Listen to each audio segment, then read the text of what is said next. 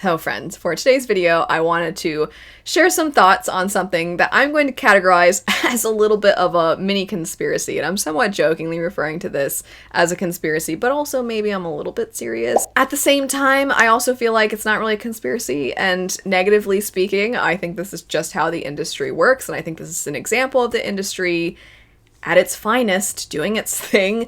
Perhaps this is, though, overly pessimistic and negative of me, but I wanted to bring this to the table, introduce this to all of you, and see your thoughts on it. And the specific topic that I'm getting to is the idea that the Book of Night by Holly Black has evidently, recently, become a Best of Book Talk book.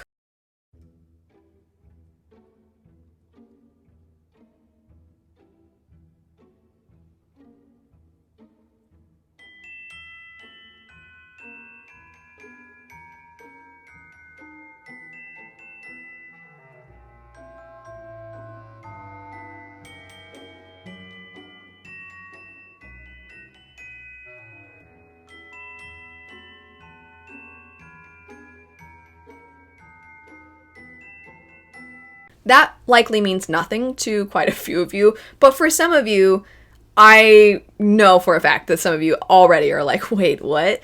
And I wanted to ensure that I provide some information so that you can be on the same page if you are falling into the former camp. If you're in the latter camp, I can't wait to have this conversation with all of you. But this is part of a little mini series that I am doing as we approach the middle of 2025, which is a series that's kind of diving into trends and the industry and all these sorts of things. And I did a whole video dedicated to books that aren't released yet appearing on Best of Book Talk lists. I likely went into far more detail in that video about that topic than was necessary. But if you're interested in that, I'll have it linked. The same information that led to that video is sort of the origin for this one in looking at trends and seeing Book of Night pop up on Best of Fantasy. It kind of got me thinking, but I need to provide, as I noted before, context for those of you who maybe are unaware of why this is even a point of conversation. To provide what I would find to be proper context, I need to go quite a bit back before Book of Night was even released. Most of you are probably aware, but if not, Holly Black is the author of the very, very well-known Folk of the Air series, among other things. She has had a very successful career, and her career was already successful before Book of Night came out. However, up until that point, a lot of her works were more toward younger readers. Cruel Prince, and just in general, the Folk of the Air, was kind of leaning toward upper end of young adult. Maybe some people might even categorize it as new adult fantasy, but we hadn't really seen an adult fantasy work by Holly Black. A lot of people also who like Folk of the Air and Holly Black's writing also are fans of Leigh Bardugo, and this is when you were starting to see some of these well-known young adult authors having their debut adult fantasy. So you had at that time, people were really excited for Ninth House and getting to see what's this author going to do with an adult work. And something similar with Holly Black. It was almost a trend to have these popular young adult authors now getting to have their adult fantasy debuts. And it was at a time when we were seeing a lot of conversations happen about, okay, a lot of people that loved young adult have sort of aged out of young adult. They're still really big readers, but maybe they don't really find that they're seeing anything that feels like it's for them, or they're not really seeing things that fit their tastes within adult fantasy.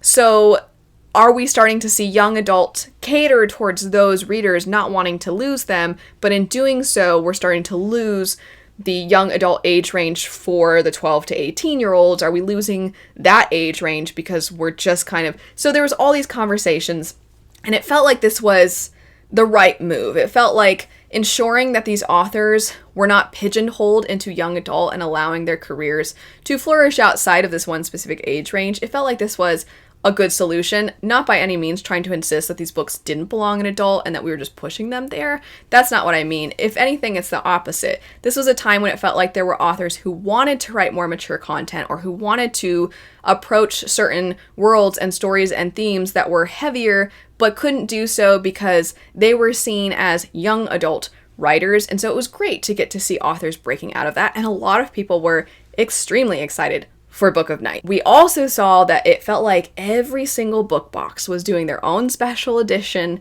of Book of Night. Retailers were absolutely having it front and center, and so many of us were thinking, oh, this is going to be great. Especially because one of the things people praised about Folk of the Air is that even though it is young adult, there is a way of writing kind of wickedness into that story. So a lot of people were really excited to see, well, what's this author going to do when the gloves can come off and they really can write within an age range where they're not held back by, is this too dark, is this too heavy, is this too gruesome? They get to just write whatever within their books. And then the book was released, and it was even, I think, a Book of the Month book, too. It was in, truly, it felt like every single book box. And so many people didn't like it. So many people were so let down. So many people were so confused. So many people felt like it wasn't on par with what they've seen from this author before. Some people were starting to even, at that time, I feel like this is a popular conversation point now, but at that time people were saying, was this not edited as strongly as some of their other works? Some people felt like it seemed rushed because Holly Black at that time was also working on something else. So it just seemed like, was this just something that publishing knew people are going to buy this, so we don't need to put as much into the editing, or we don't need to give this author as much time, it'll sell? Is that what was going on? Because a lot of people were just confused, basically, is the summary of that. So, fast forward to today, 2025, and this book that came out a while ago, it's not necessarily new. It's not old either, just to be clear, but it popping up on a best of list is odd because I maybe just haven't seen it being discussed. It's not like what I see online is reality for everyone. I have not seen anybody talking about Book of Night. Maybe people are talking about it a little bit because the sequel, Thief of Night, is projected to be released pretty soon. So maybe there are some conversations. Maybe some people are picking it back up because they're like, I didn't really love it, but I don't know, maybe I'll give the second one a try, so I'll reread the first one because it's been so long. Or maybe there are some conversations happening, but I am not seeing this everywhere. Once again, I really feel the need to emphasize that just because I'm not seeing it doesn't mean that's not true. Maybe it's everywhere and I'm off in my little corner completely oblivious, but I don't think so. I don't think it's really talked about all over. I don't think it's all over Book Talk and all over Threads and all over BookTube. It was years ago. I don't think it is now.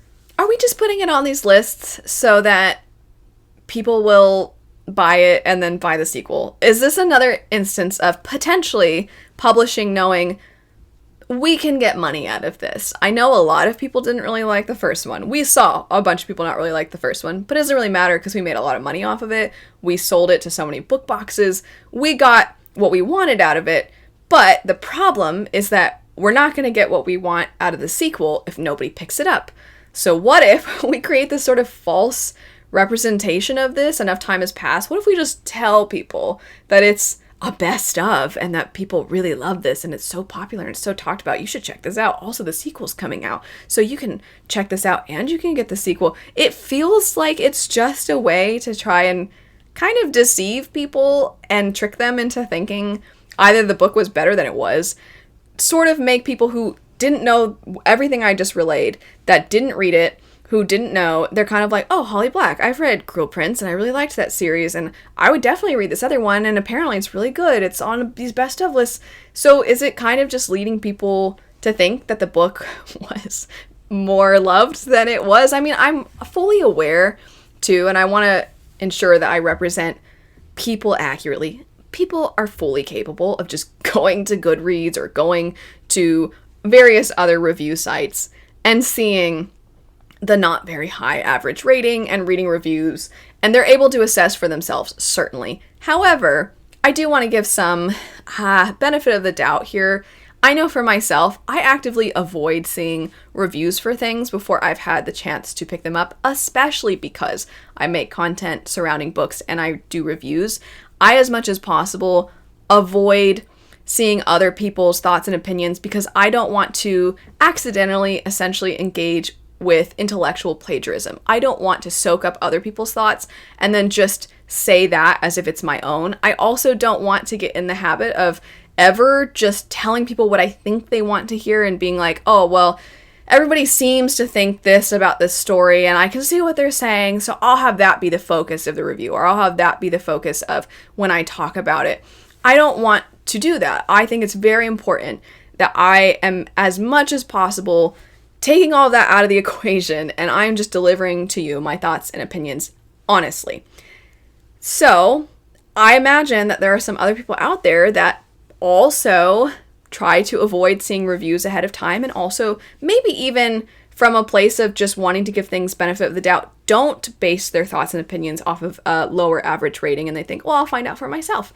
Maybe some people have that mindset, and I think that's ultimately usually a pretty good mindset to have.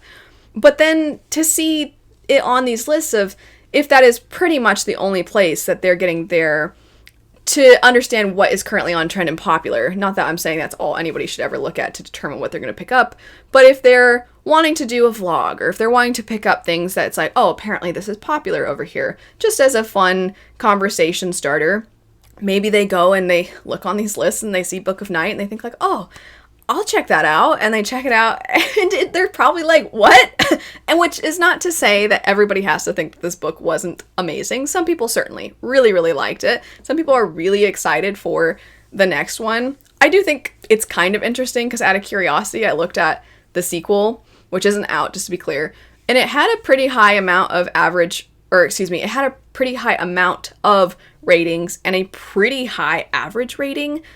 I think, though, that's likely just that people are getting arcs, or people who are fans of the first one giving the second one 5 stars just from the start, because some people do that. I don't think this is part of the conspiracy theory, because if you look, most of the people are users of Goodreads, and they regularly update and they regularly review things. So I don't think it's just a bunch of bots that are trying to, I don't think that, I'm not going that far. I think, though, and that's why I said maybe this is a mini conspiracy theory, but also is this just the industry? I think that this book is appearing on best of lists, not because it's extremely popular right now, but because the sequel, The Thief of Night, is going to be coming out, and retailers and publishers want the book to sell. So they're representing they're representing it falsely for profit. That's my assessment anyway. But is that too negative? Is that too judgmental of the industry? Do you think it's not that big of a deal? Do you think it truly is what I was talking about before, which is just that some people maybe are rereading it and it is becoming popular again? Am I totally in the dark and it's actually being discussed all the time? You see it everywhere and I'm an idiot? Because that's possible too. So let me know your thoughts about this, and if you have any ideas as to what might have caused this that I didn't bring up, feel free to elaborate on that as well. But thanks so much for watching. I hope you have a great rest of your day, and I'll see you later. Bye.